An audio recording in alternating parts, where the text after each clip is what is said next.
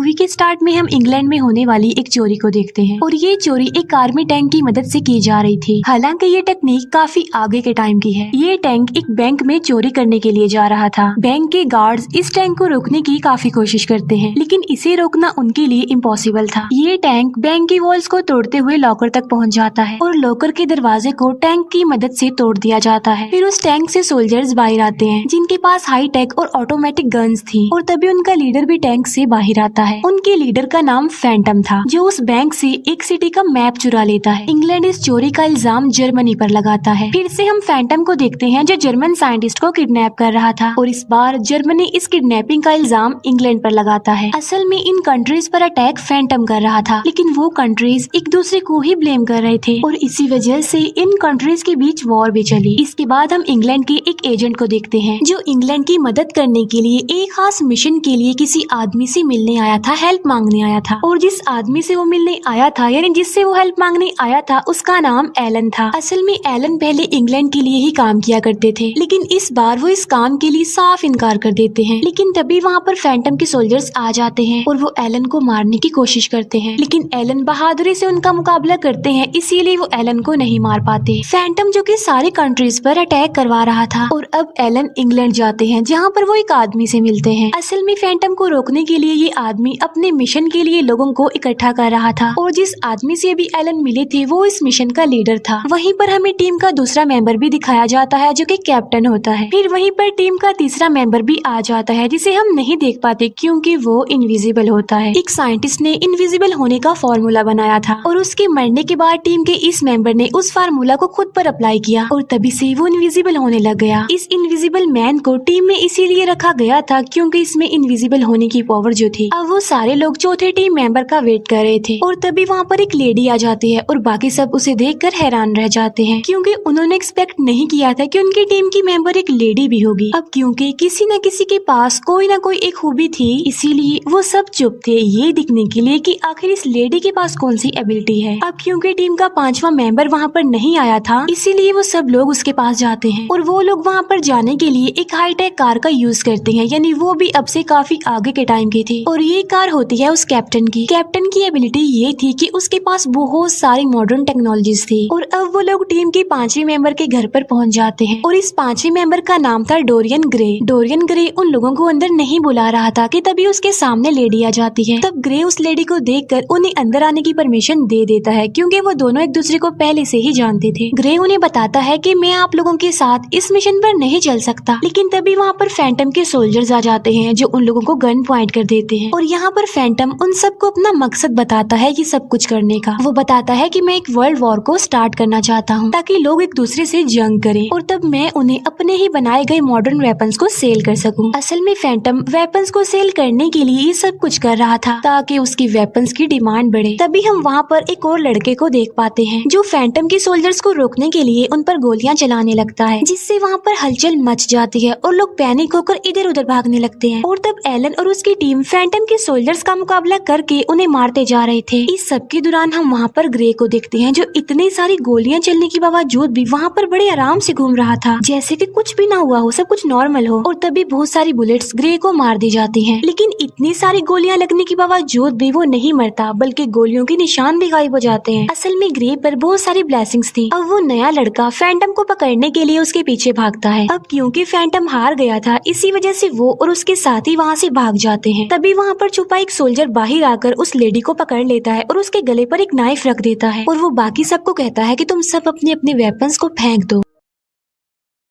ये सुनकर वो सारे लोग ऐसा ही करते हैं, अपने अपने वेपन्स फेंक देते हैं। लेकिन तभी वो लेडी मुड़कर उस सोल्जर को काट कर उसका खून पीने लगती है और उसे मार डालती है। यहाँ पर हम ये जान पाते हैं कि ये लेडी इंसान की शक्ल में एक वेम्पायर है और वो लोग अब से पहले ये बात नहीं जानते थे कि इस लेडी की एबिलिटी ये है कि वो एक वेम्पायर है और उस लेडी की इस खूबी की वजह से वो सब काफी हैरान होते हैं। फिर एलन उस नए लड़के से पूछता है कि तुम कौन हो और यहाँ पर किस लिए आए हो, जिस पर वो लड़का कहता है कि मैं लंदन से आया एक एजेंट हूँ। एलन अब इस एजेंट को भी अपनी टीम में शामिल कर लेते हैं और अब वो सारे लोग अपनी टीम के आखिरी मेंबर को लेने के लिए जा रहे होते हैं और वो लोग कैप्टन की काफी बड़े और मॉडर्न शिप के थ्रू वहाँ पर जा रहे थे। इसके बाद हम एक मॉन्स्टर जैसे इंसान को देखते हैं जो कि भाग रहा था क्योंकि एलन और वो एजेंट उसे पकड़ने की कोशिश कर रहे थे, क्योंकि ये मॉन्स्टर जैसा इंसान ही उनकी टीम का आखिरी मेंबर था। फिर वो उसे एक जाल में फंसाकर शिप में ले जाते हैं। तब शिप में बैठे बाकी लोग उसे डरने लगते हैं। तभी एलन उस मॉन्स्टर जैसे इंसान के सामने एक डील रखता है कि अगर तुम हमारी मिशन में हमारा साथ दोगे तो हम वापिस तुम्हें तुम्हारे घर भिजवा देंगे और तुम पर लगे सारे क्राइम्स के इल्जाम को खत्म भी करवा देंगे। और अब वो मॉन्स्टर जैसा इंसान अपना रूप बदल कर इंसान बन जाता है। असल में उसके पास एक ऐसा फार्मूला था जिसे पीने के बाद वो कुछ टाइम के लिए अपना रूप बदल सकता है। और अब उनकी टीम में 7 लोग हो गए थे, यानी उनकी टीम अब कंप्लीट हो गई थी। और अब उन्हें फैंटम के अगले अटैक को रोकना था, क्योंकि वो जानते थे कि फैंटम अपना अगला अटैक पानी पर बनी एक सिटी पर करेगा। और इसी सिटी को डिस्ट्रॉय करने के लिए फैंटम ने मूवी के स्टार्ट में उस सिटी का मैप चुराया था उस बैंक से। इसके बाद एलन और उसकी टीम तेजी से उस सिटी की तरफ बढ़ने लगते हैं। तभी शिप के कैप्टन रूम से थोड़ा सा गन पाउडर मिलता है। फिर हम एलन को देखते हैं जो शिप से एक बॉल को काफी माइल्स दूर फेंक कर निशाना लगाते हैं। एलन इस काम में एक्सपर्ट थे, हालांकि ऐसा करना काफी मुश्किल था। और अब एलन अपने टीम के उस मेंबर यानी एजेंट को ऐसा करने के लिए बोलते हैं। वो उस एजेंट को कुछ माइल दूर गिरी बॉल पर निशाना लगाने के लिए कहते हैं, लेकिन वो एजेंट बगैर कुछ सोचे समझे निशाना लगा देता है, जिससे उसका निशाना छूट जाता है। फिर वो लेडी उस गन पाउडर को चेक कर रही थी जो कि कैप्टन रूम से मिला था, और तभी वहाँ पर ग्रे भी आ जाता है। तब वो लेडी उसे बताती है कि ये पाउडर असल में कैमरा की फ्लैश से निकलता है। ऐसा लग रहा है कि जैसे कोई कैप्टन की आइडियाज उनकी साइंस को चुराना चाह रहा है कि वो हाईटेक चीजें कैसे बना लेते हैं। लेकिन ग्रे उस लेडी को बातों में उलझाने की कोशिश करता है ताकि वो इन बातों पर ज्यादा ध्यान ना दे। फिर हम उस मॉन्स्टर जैसे इंसान को देखते हैं जो अपने अंदर के मॉन्स्टर को कंट्रोल करने की कोशिश कर रहा था, लेकिन तभी वो अपने फार्मूला की बॉटल्स को चेक करता है, जहाँ पर वो देखता है कि फार्मूला की एक बॉटल गायब है। फिर वो मॉन्स्टर जैसा इंसान सबको बताता है कि मेरी फार्मूला की एक बॉटल मिसिंग है और मुझे लग रहा है कि वो उस इनविजिबल मैन ने चुराई है, और वो इनविजिबल आदमी काफी देर से गायब है और हमें नजर भी नहीं आया। फिर ये लोग उसी सिटी में पहुँचते हैं जो कि पानी के ऊपर था, जहाँ पर फैंटम अटैक करने वाला था। वहाँ पर एक फेस्टिवल चल रहा था, इसीलिए उन्हें जल्द से जल्द फैंटम की लगाई गई बॉम्ब का पता लगवाना था। जैसे ही ये लोग अपने शिप से नीचे उतरते हैं तो वहाँ पर ब्लास्ट हो जाता है। अब क्योंकि ये सिटी पानी के ऊपर बनाया गया था, इसीलिए एक बिल्डिंग के टूटने की वजह से बाकी सारी बिल्डिंग्स भी टूटने लगती हैं। तब एलन कहते हैं कि अगर हम इस सिटी को बचाना चाहते हैं तो हमें उस बिल्डिंग को तोड़ना चाहिए जो कि टूट रही है, ताकि उसके साथ जुड़ी जितनी भी बिल्डिंग्स हैं वो ना टूट जाएं। फिर वो एजेंट कैप्टन की गाड़ी लेकर वहाँ पर आता है। तब एलन, ग्रे और वो लेडी उस गाड़ी में बैठ जाते हैं और वो कैप्टन को कहते हैं कि तुम हमारी गाड़ी पर नजर रखना और हमारे इशारा करने पर मिसाइल फायर कर देना, जिससे वो बिल्डिंग टूट जाएगी और बाकी सारा सिटी डिस्ट्रॉय होने से बच जाएगा। और अब वो लोग गाड़ी के जरिए टूटी हुई बिल्डिंग की तरफ बढ़ रहे थे, लेकिन रास्ते में ही फैंटम के सोल्जर्स उन पर गोलियां चलाने लगते हैं। और तब उन्हें रोकने के लिए ग्रे गाड़ी से उतर जाता है और उसके साथ साथ वो लेडी भी गाड़ी से उतर जाती है। यहाँ पर वो लेडी एलन और उस एजेंट के लिए रास्ते को साफ कर रही थी। फिर वो एजेंट टूटी हुई बिल्डिंग के पास पहुंचकर सिग्नल देता है, जिससे वो कैप्टन मिसाइल फायर कर देता है, जिससे वो बिल्डिंग टूट जाती है जो कि पहले से ही टूट रही थी और बाकी सारा शहर बच जाता है।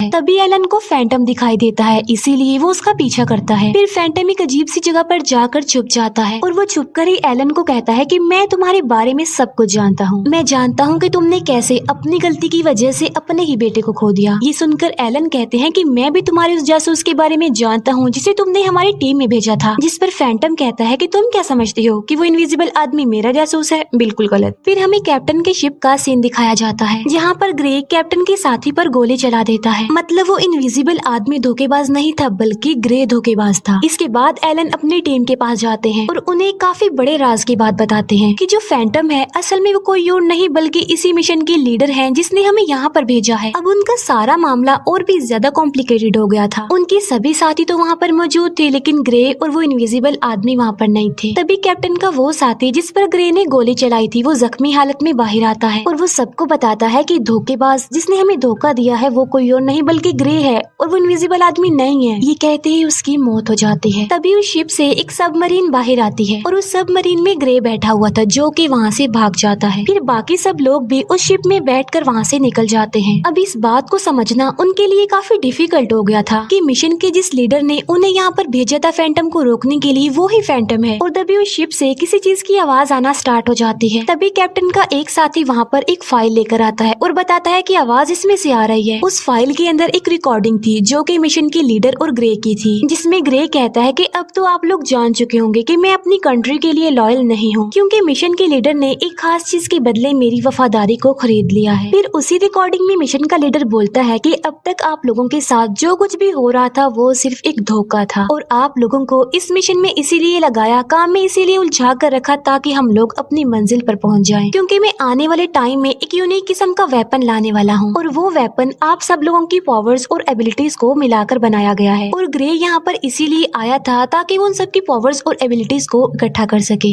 जैसे उस कैप्टन की मॉडर्न टेक्नोलॉजीज, उस लेडी की वैम्पायर होने की पावर्स और इनविजिबल आदमी के गायब होने का राज और उस मॉन्स्टर जैसे इंसान के मॉन्स्टर बनने का फार्मूला भी शामिल थे। और मैं इन सबको मिक्स करके एक वेपन बनाऊंगा, एक आर्मी बनाऊंगा जो आने वाले टाइम को बिल्कुल बदल कर रख देगी। फिर मिशन का लीडर उनसे कहता है कि आप सब लोग ये बात जरूर सोच रहे होंगे कि आखिर मैं ये बात आपको क्यों बता रहा हूँ और आप तो मुझे रोकने की कोशिश भी करेंगे, लेकिन ऐसा नहीं हो सकता, आप मुझे नहीं रोक सकते क्योंकि हमने आपके शिप में एक बॉम्ब लगाया हुआ है जो कि 10 सेकंड में फट जाएगा और तुम सब के सब इस शिप के साथ डूबने से मर जाओगे। और फिर 10 सेकंड के बाद उस शिप में ब्लास्ट हो जाता है और शिप के जिस हिस्से में ब्लास्ट हुआ था वहाँ से पानी अंदर आने लगता है, जिस पर वो कैप्टन कहता है कि हमें शिप को डूबने से बचाने के लिए इसके आधे हिस्से को ब्लॉक करना होगा ताकि पानी पूरे शिप में ना भर जाए। वो लोग ये कोशिश कर रहे होते हैं कि तभी वहाँ पर वो मॉन्स्टर जैसा इंसान आ जाता है और वो खुद अंदर कूद कर दरवाजे को बंद करने के लिए कहता है और अंदर जाकर वो अपना फार्मूला पी लेता है और ऐसा करने के बाद वो पानी बाहर निकालने वाले लीवर को खींच देता है, जिससे शिप का सारा पानी बाहर निकल जाता है और उन लोगों की जान बच जाती है। तभी कैप्टन का एक साथी बताता है कि हमें एक लोकेशन से सिग्नल मिल रहा है और ये वो लोकेशन है जहाँ पर वो इनविजिबल आदमी है और उस इनविजिबल आदमी का कहना है कि मैं ग्रे और उस मिशन के लीडर के शिप में छुपा हुआ हूँ और वो इनविजिबल आदमी उन्हें ग्रे और मिशन के लीडर की लोकेशन भी बता देता है। फिर वो लोग अपने शिप को रिपेयर करके इनविजिबल आदमी की बताई गई लोकेशन के लिए निकल पड़ते हैं और थोड़ी देर के बाद वो सब लोग बर्फीली पहाड़ियों में पहुंच जाते हैं। अब क्योंकि वहाँ पर बर्फ होने की वजह से उन्हें पैदल ही आगे जाना पड़ना था। फिर उन लोगों को मिशन के लीडर की लोकेशन मिल जाती है। फिर वो लोग उस इनविजिबल आदमी का वेट करने लगते हैं क्योंकि वो ही इस लोकेशन के बारे में सही सही जानता था। फिर थोड़ी देर गुजर जाने के बाद वहाँ पर वो इनविजिबल आदमी आ जाता है और वो सबको बताता है कि मैं जानता हूँ कि शिप में आप लोगों को मुझ पर ही शक था, इसीलिए मुझे ये लगा कि मेरा गायब होना ही ठीक होगा। और फिर वो इनविजिबल आदमी उस लोकेशन के बारे में बताने लगता है कि फैंटम ने उन सारे मॉडर्न वेपन्स को बनाने के लिए सोल्जर्स को भी किडनैप किया था और उन सोल्जर्स के मना करने पर उनकी फैमिलीज को भी टॉर्चर किया जा रहा था और इसी वजह से सोल्जर्स को फैंटम के लिए काम करना पड़ रहा है। फिर वो सब प्लान बनाते हैं कि वो लेडी ग्रे को संभालेगी जबकि कैप्टन और मॉन्स्टर जैसा इंसान कैदियों को छुड़वाएंगे। फिर एलन कहते हैं कि मैं और एजेंट फैंटम का मुकाबला करेंगे और वो इनविजिबल आदमी इस बिल्डिंग को उड़ाने के लिए बॉम्ब सेटअप करेगा। इसके बाद हम मिशन के लीडर और ग्रे को एक साथ देखते हैं। यहाँ पर हम ये जान पाते हैं कि वो दोनों आखिर साथ क्यों थे, क्योंकि मिशन के लीडर ने ग्रे की एक पेंटिंग चुराई हुई थी और ये कोई आम पेंटिंग नहीं थी बल्कि इस पेंटिंग की वजह से ही तो ग्रे इमॉर्टल था और ग्रे को सिर्फ एक ही तरीके से मारा जा सकता है कि उसकी पेंटिंग को उसके सामने लाया जाए, जिससे ग्रे का मैजिक खत्म हो जाएगा और वो मारा जाएगा। फिर वो सब लोग उस बिल्डिंग के अंदर घुस जाते हैं और अपने प्लान के मुताबिक काम करने लगते हैं। वो इनविजिबल आदमी सारे बॉम्ब्स को सही सही जगह पर लगा देता है जबकि कैप्टन और मॉन्स्टर जैसे इंसान कैदियों को आजाद करवाने लगते हैं और तभी वहाँ पर उस मॉन्स्टर जैसे इंसान का फार्मूला पिया हुआ एक और बड़ा सा मॉन्स्टर आ जाता है और वो कैप्टन और उस मॉन्स्टर जैसे इंसान को मारने लगता है और बड़ी मुश्किल से वो दोनों उस मॉन्स्टर को मार पाते हैं जबकि उस लेडी और ग्रे की फाइट चल रही थी। अब क्योंकि वो दोनों ही इमॉर्टल थे इसीलिए कुछ देर उनकी फाइट चलती रहती है, लेकिन तभी वो लेडी ग्रे को एक नाइफ से स्टैब करके उसे दीवार में अटका देती है और बाद में उसके सामने उसकी पेंटिंग ले जाती है, जिसे देखने के बाद ग्रे का मैजिक खत्म हो जाता है और उसकी बॉडी भी डिस्ट्रॉय होने लगती है। इसके बाद उस एजेंट पर एक सूट पहना आदमी अटैक कर देता है और उस आदमी के पास एक आग उगलने वाली मशीन थी जिसके जरिए वो वहाँ पर आग उगलता जा रहा था,